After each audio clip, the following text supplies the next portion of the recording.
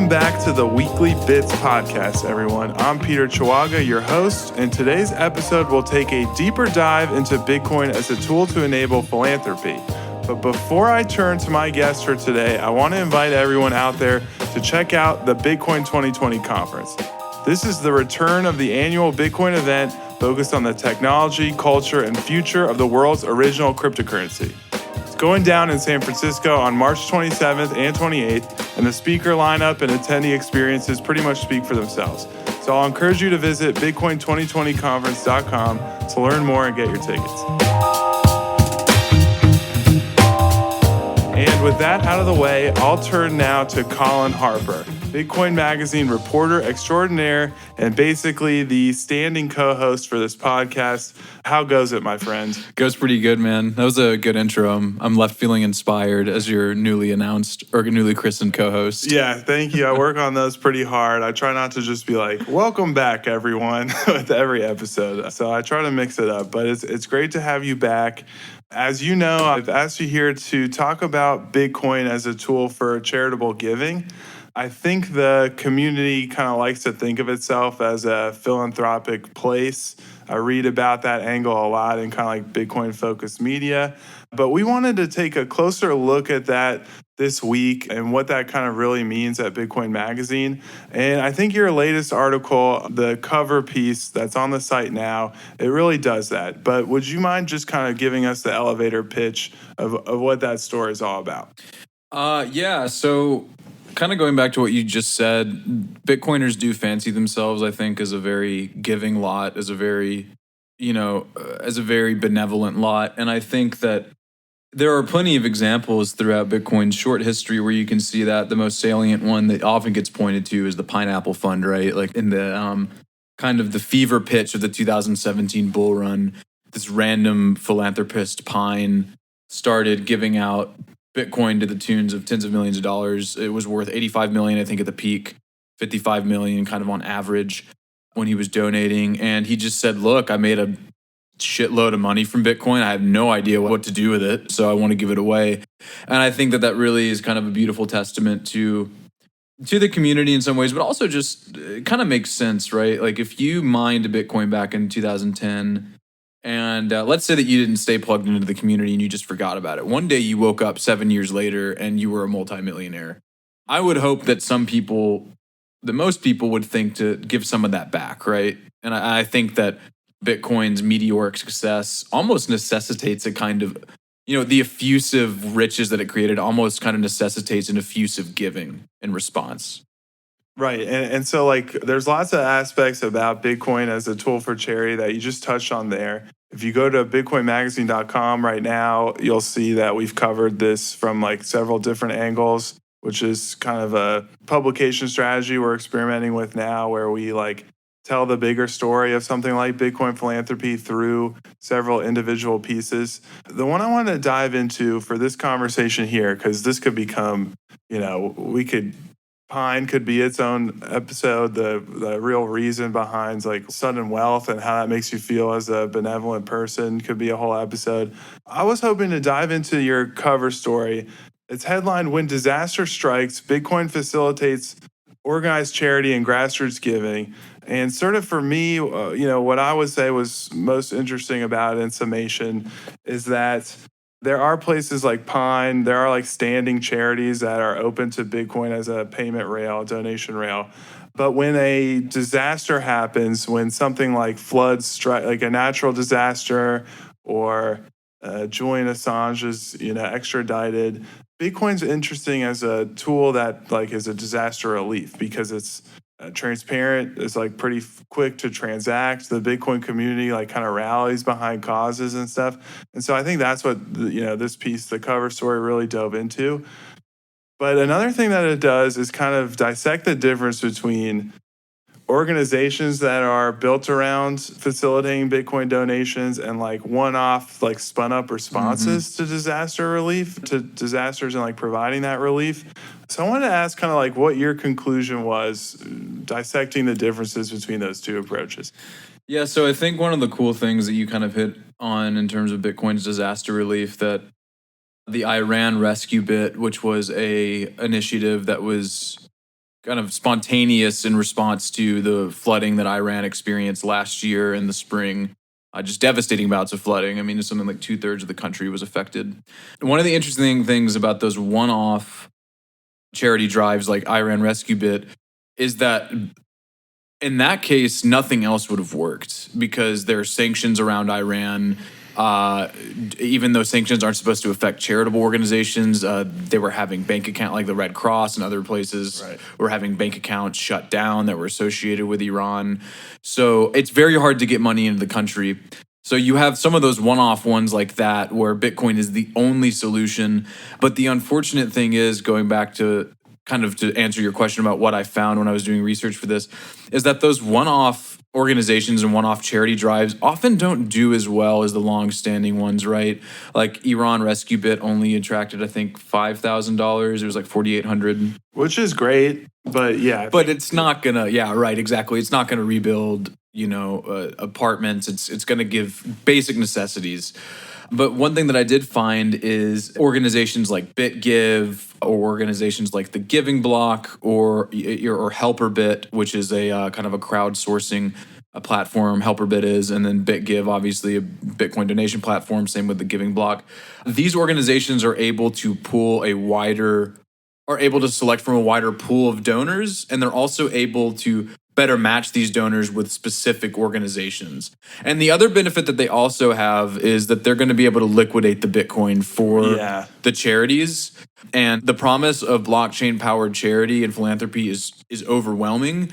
But the thing that you're really going to need for that transparency that we can get from the Bitcoin blockchain, what you're going to need for it to be the most effective is a circular economy. The second that you liquidate into dollars, the transparency of the blockchain goes away because now those are dollars in someone's bank account, and we obviously don't have eyes in the sky for that. I think it is a slight improvement, in my opinion. At least you can be sure that to some, like you can trace it up until that point. And like, that's at least a little bit better than literally no traceability.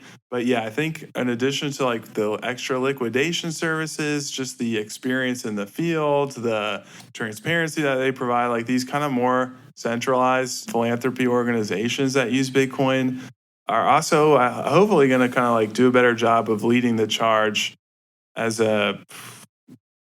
charities as like adoption rails. I think BitGive kind of like naturally tells a better story to like my parents or people I know that haven't bought into Bitcoin yet.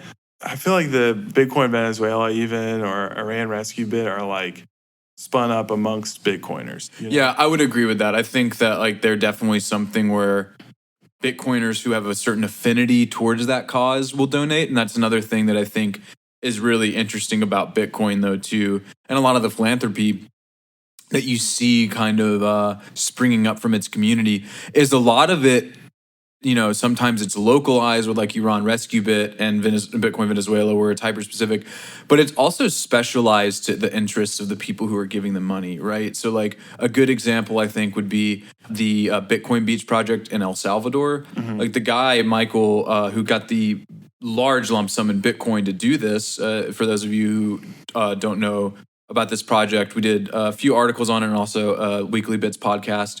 Basically, this guy has bootstrapped these Bitcoin circular economies in these two villages in El Salvador, pay the kids in those villages to clean up the beaches, other things. Merchants also accept it. They're using Wallet to Satoshi for the Lightning Network. Definitely go check out our articles and Weekly Bits podcast on that. It's a pretty cool topic.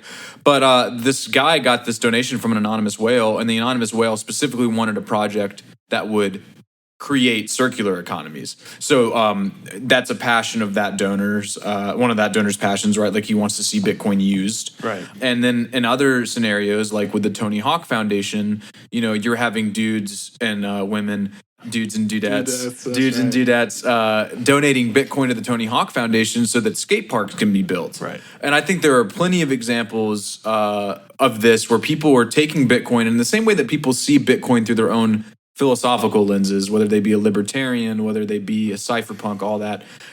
That's also how they donate their Bitcoin. They take their Bitcoin and they're using it as an agent for freedom and change in areas that they think are underappreciated or underfunded. Yeah, that's really interesting. And I feel like that's level one and definitely like the level that we're at. I'd like to see you know, if your philosophy is that you've got money that you want to donate, you know, and then you use Bitcoin for that reason. But I think definitely I hadn't thought about that until just now. But you're right, like a big impetus for Bitcoin based donations seems to be if it like really speaks to a certain worldview, tribe, camp. Right. One thing with Bitcoin Beach that like, yeah, that circular economy is working really great. I think we were both really excited about that. But a big reason it's successful is because like someone just donated the Bitcoin Right. to like kind of get it started in the first place. I mean, yeah, when you're when you just basically have coffers of like probably conceivably millions worth of Bitcoin, right, or at least hundreds of thousands of dollars worth of Bitcoin. If you give people free money, then they're going to use it, right? Yeah.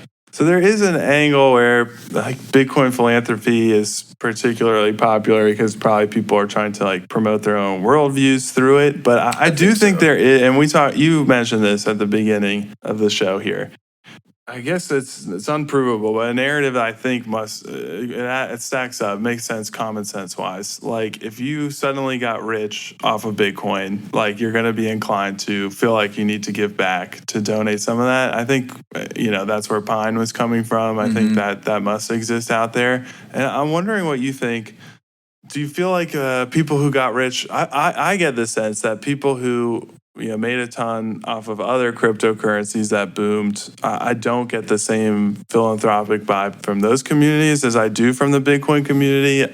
But do you think that's just my bias showing, or is there something Bitcoin being like more open source, like Satoshi being anonymous, like it just feels a little bit more benevolent as a project than some of the others? Yeah, that's interesting. I'd never really thought of that. I would love to kind of toot our community's horn and say that we're special because of like the roots of the project. Yeah. I will say that there is a sort of like, I mean, you can see it with this pseudonymity of this space. I think there is a sort of kind of identity erasure in Bitcoin where people are willing to do either random acts of kindness or commit their time and effort to something without expecting anything in return. Not even like they might get imaginary internet points for it, but it's going to be their pseudonym. So no one actually knows who they are. Right. And I'm thinking Lightning Torch, BTC Pay Server, and like all the other open source projects out there. And it really is even more just a like computer nerd thing than like a Bitcoin specific thing. But I do think there is something to what you're saying about the kind of open source ethos of Bitcoin, and like that people are willing to donate their time and by extension their money. Right. It's just something that they feel like is bigger than themselves. And I think that is the key in it though, whereas like you're seeing more people donate with Bitcoin than shitcoins. I mean, I think you probably see it with Ethereum and some other like, higher up altcoins. But I think the key difference is, again, that part of being something bigger. It's like Bitcoin is so big at this point, and another reason why you probably see more people donating it is because of the simple fact that the ecosystem is bigger, more people hold Bitcoin, and it's also a lot more liquid.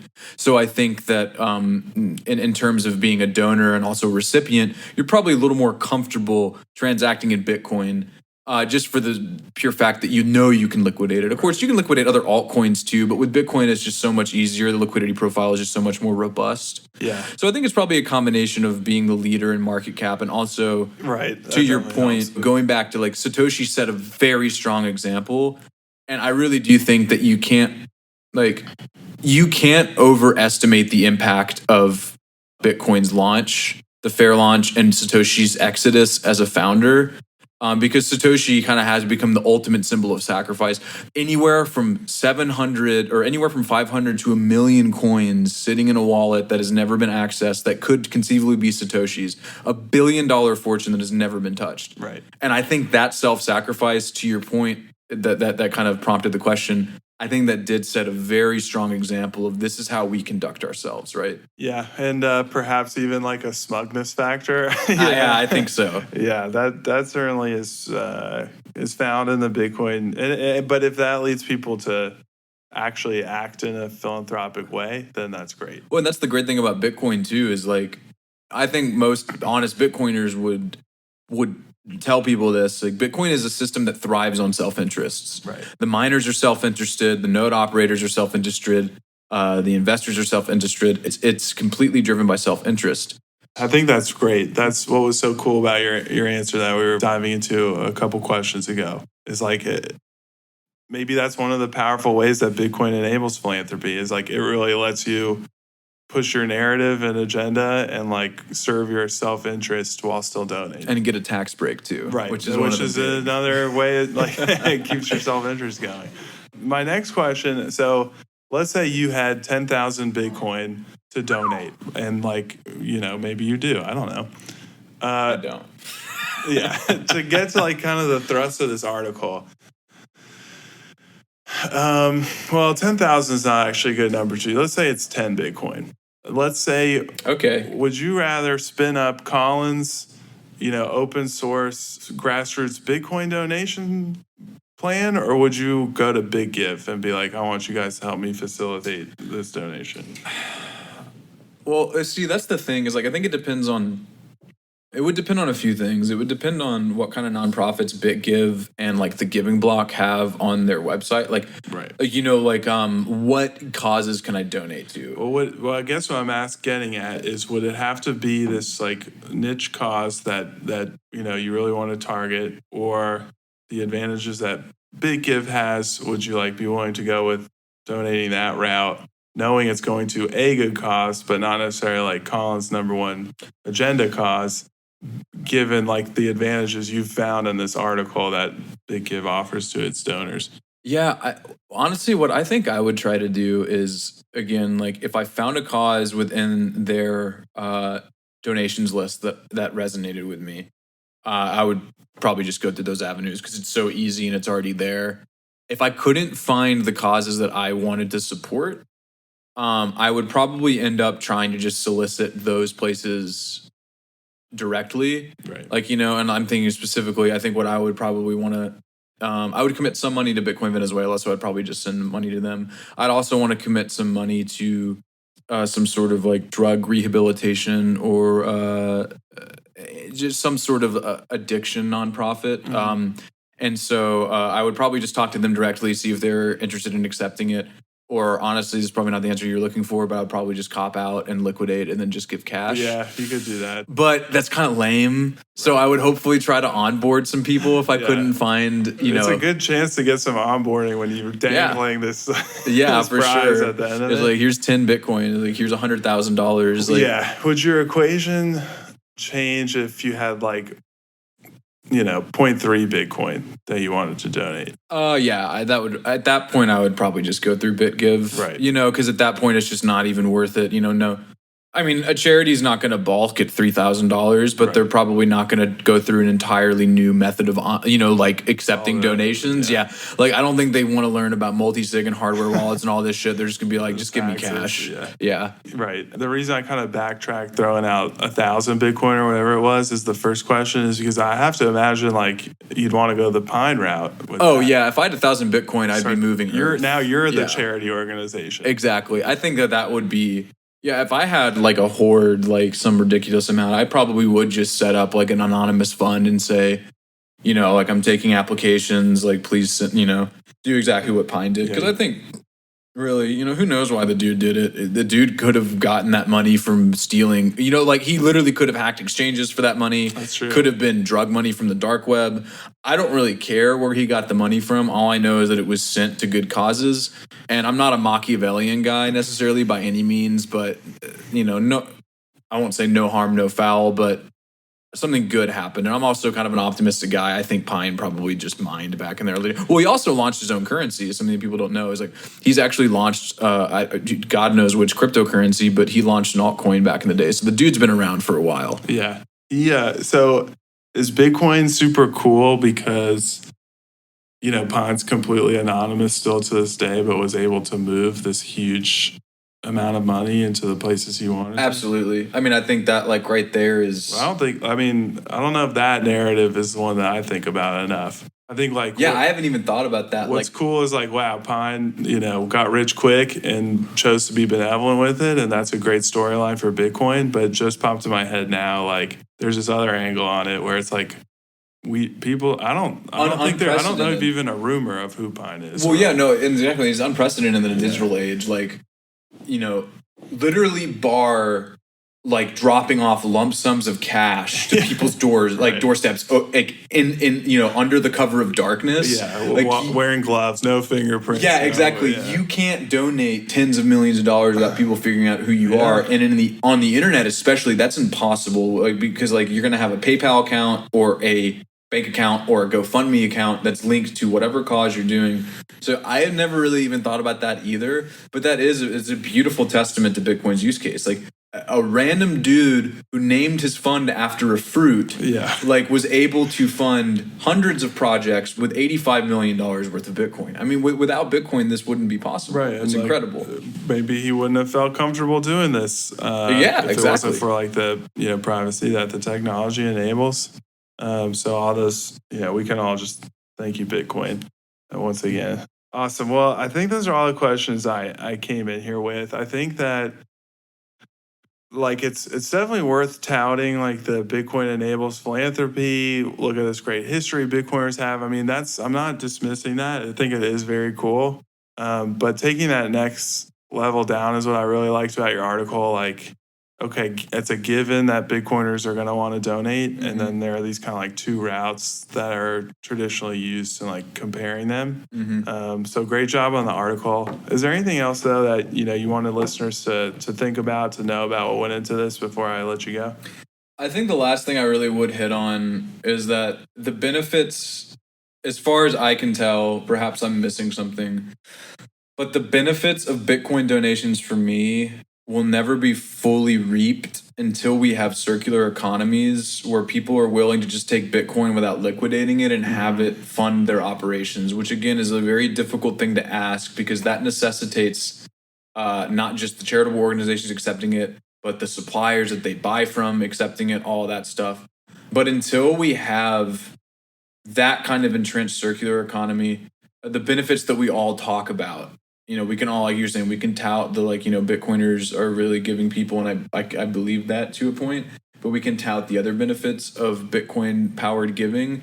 But I don't think it's totally genuine unless we're admitting to ourselves that those benefits aren't really in full unless we have people just using Bitcoin as the base currency in their operations. But long time coming, that's what we're here to work on. In the meantime, it's okay if you need to liquidate it as long as it's gone to a good cause. Yeah, as long as you're being honest about where it's going to. Now, obviously, the transparency is one thing that won't be solved until everything's on chain and doesn't get taken off chain.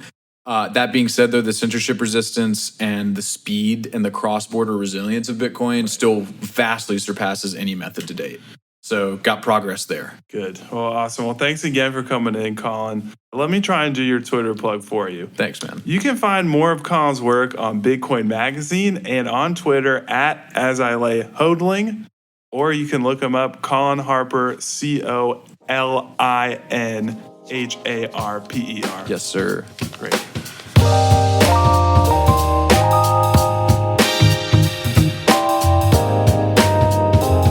That does it for another episode of Bitcoin Magazine's Weekly Bits podcast. Thanks so much for tuning in. We'll see you next time. In the meantime, though, please don't forget to give us a rating and review so we can improve the show. The Bitcoin Magazine Weekly Bits podcast is a BTC Media produced podcast on the Let's Talk Bitcoin network. It was produced by Grant Peterson and David Holleran. You can find more engaging podcasts over at letstalkbitcoin.com, and you can follow them on Twitter at the LTB Network for all the latest episodes. Thanks again for tuning in.